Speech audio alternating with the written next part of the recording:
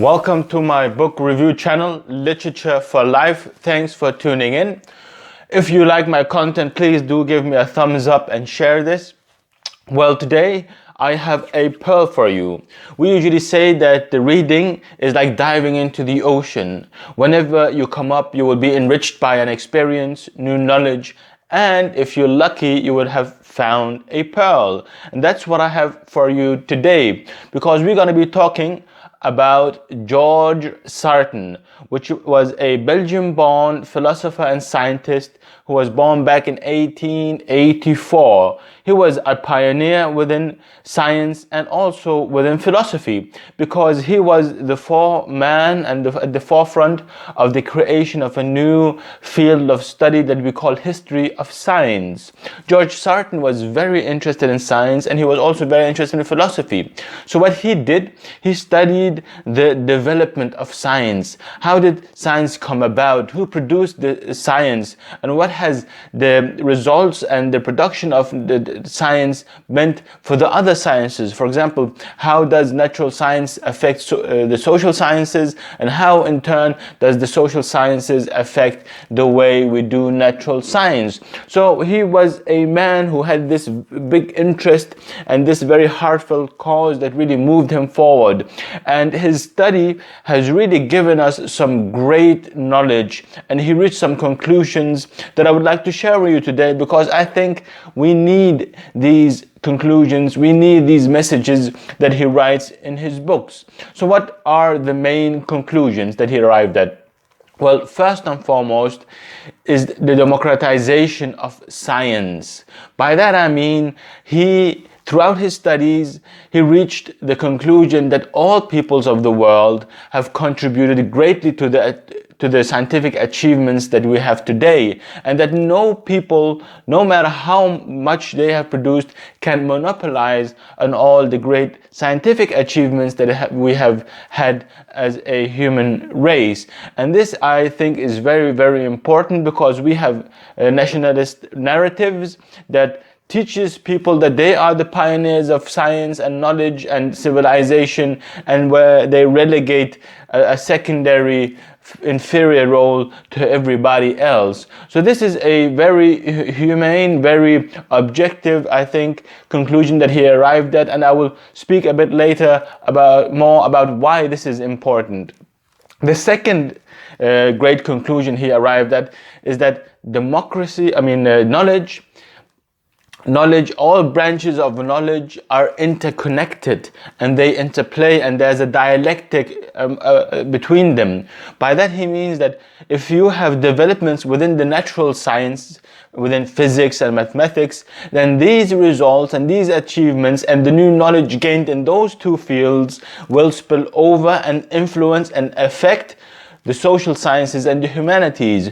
So all knowledge is unified, and all knowledge has a kind of an umbrella within which it exists. And this is, I think, is very beautiful and a very good conclusion to arrive at, especially in our time where people are so specialized in their fields of study that they kind of forget that there are other spheres of knowledge that could be of interest for them. Apart from being a beautiful mind who made these great contributions to science, he was also a man with a great heart and a very humanistic approach. And I will be now reading some of his great quotes, just to give you an idea what this man was all about. We will do that now. Purely material progress is destructive. That is not progress at all, but fundamental regress. Real progress, meaning real improvement of life, cannot be based on the idolatry of machines and gadgets. My own conviction is that the men of the East are not essentially different from the men of the West. In every country one finds the whole gamut of men, from sainthood down to the deepest rascality. The miracle of the Arabic Renaissance did not manifest itself before the establishment of the Caliphate in Baghdad. What happened there? The Arabic genius was activated by the Persian ferment. The Arabic and Persian qualities and effects were complementary. The miracle of Arabic science, but largely due to the catalyzation of Arabic vigor and earnestness of Islamic faith by Persian curiosity and sophistication. I really hope that you enjoyed these quotes by George Sarton and that you see how and why he is such an important character. What I really love about George Sarton is his unifying perspective, and how that unifying perspective is not based on some silly-nilly fluffy notion about that how we all should love each other, but in fact his conclusions are based on scientific knowledge and research. And he's almost prophetic in the way he writes. I mean, the quote about machines and gadgets and how we cannot use them as a measure of real life improvement is so relevant for us today, where social media has more or less overtaken our lives. Another quote, the one about the Persian and the Arab cooperation and how that created a scientific revolution, is a quote that I love extremely much, especially because we live in a context where we have political forces working towards the conflicting of these two peoples.